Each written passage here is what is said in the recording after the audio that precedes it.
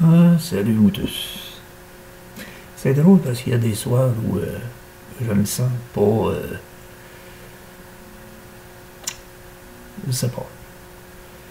Tu sais, je me rappelle de ma mère, ça me rend triste. Je sais pas. Elle me manque.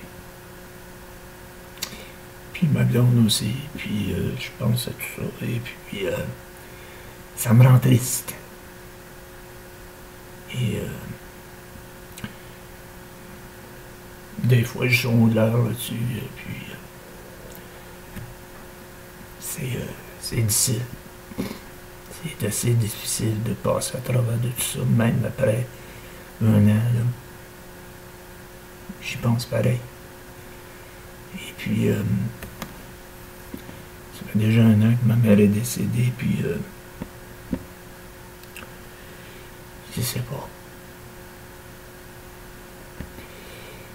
Ça me... Comment je pourrais dire? Ça me décourage dans ma vie. Parce que tout ce que je voulais réaliser est comme tombé dans le néant. Et j'ai délaissé plus que la moitié de ce que je voulais faire. J'ai plus de goût de ça. Tu sais? J'ai plus l'intérêt que j'avais à cette époque où tout allait bien. Ouais. Et puis, la semaine passée, ben, mon docteur de mes poumons m'a appelé et puis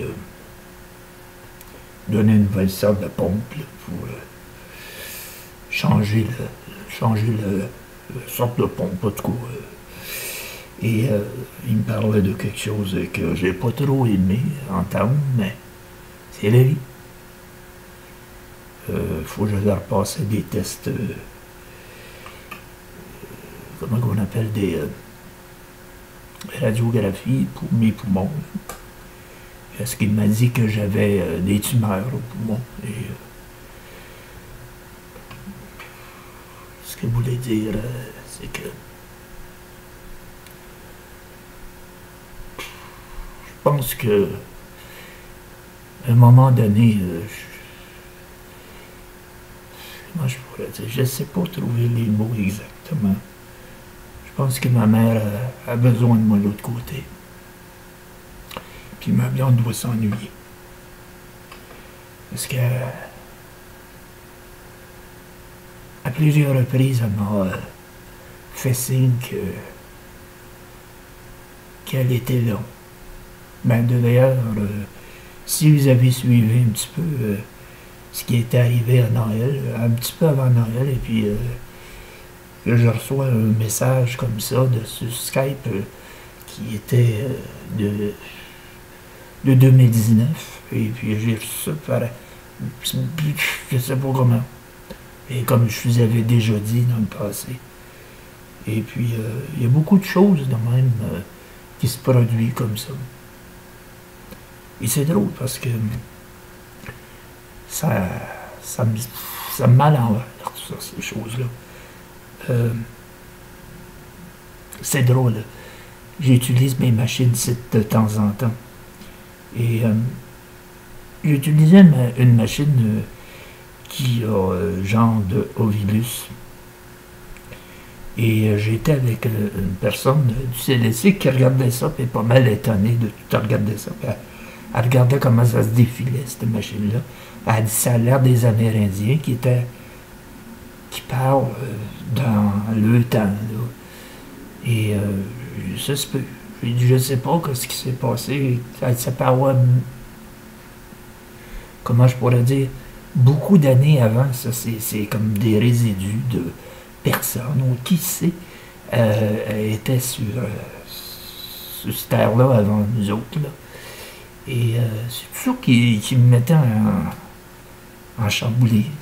Et puis, jonglais, tout ça. Et par la suite, il y a des démêlés qui ont sorti que la dame qui restait avant moi dans cet appartement-là est décédée, évidemment. Et j'ai commencé à découvrir des choses tellement étranges.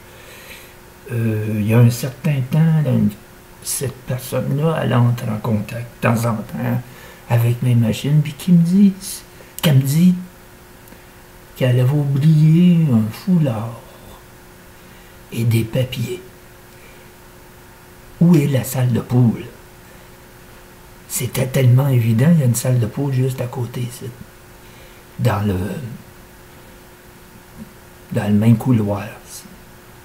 C'était étrange. Et je parlais de ça avec le monde qui sont ici, puis elle trouvait ça drôle aussi. On dirait qu'elle avait trouvé déjà ces éléments-là, mais elle ne voulait pas m'en parler, la personne. Puis j'ai tenu ça mort, tu sais.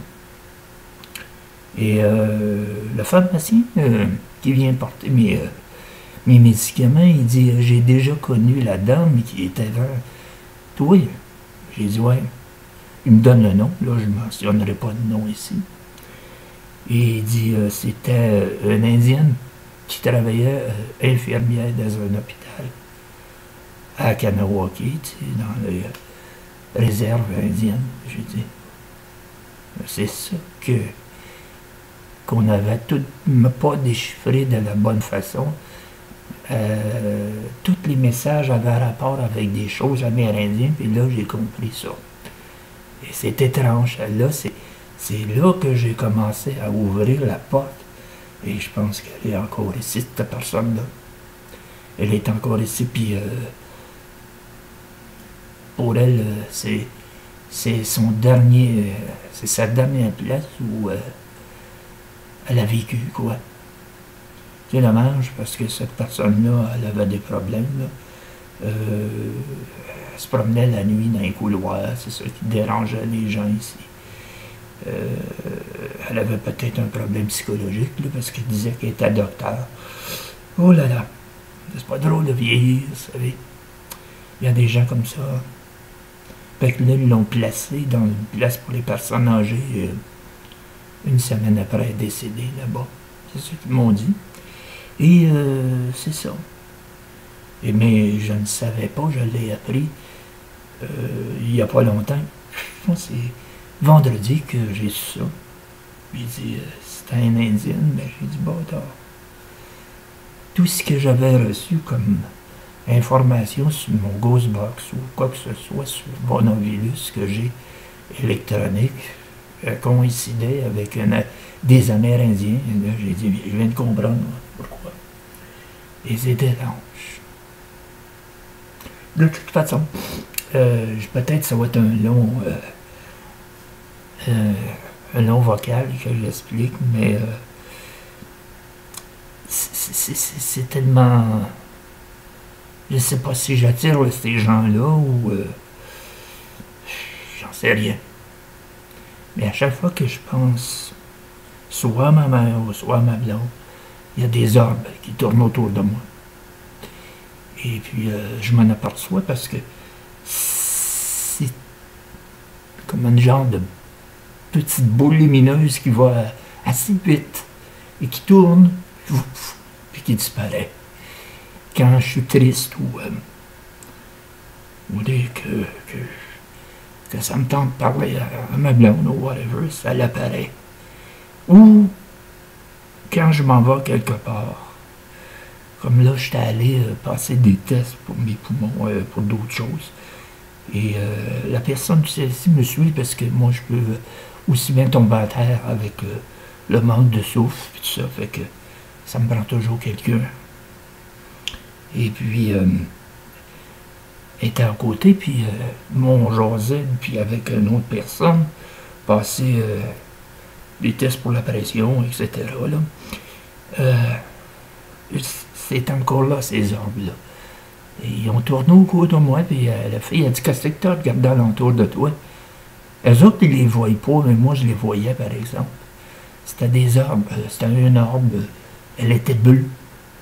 Et elle a voyagé vite, mais on dirait qu'elle me suit, cette orbe-là. Je ne sais pas qui, si c'est ma blonde ou c'est ma mère. Je pense plus que c'est ma blonde qui est là, parce qu'elle l'a prouvé avec le Skype, là, qui m'a vraiment surpris avant les fêtes.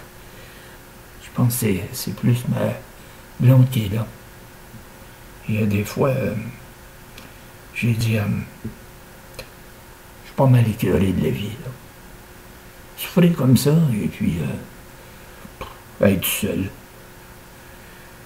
Moi, j'ai plus de famille, là, parce que la seule personne qui me restait, ben, c'était ma mère, et puis elle est décédée.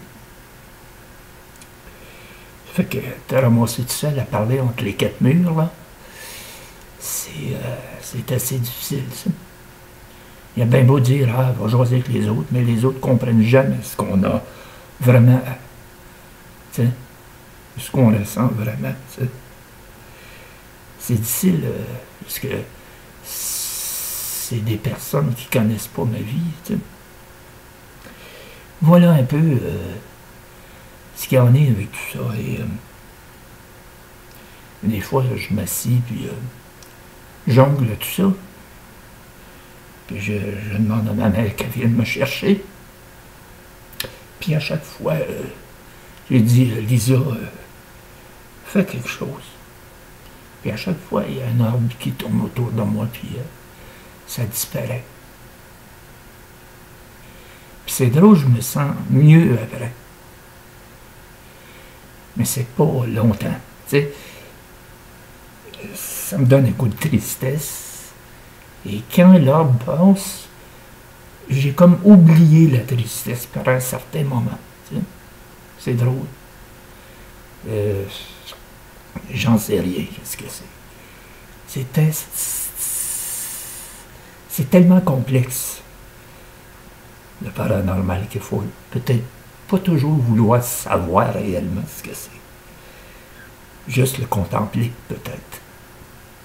Et le constater aussi. Là-dessus, je vous laisse. Bye bye.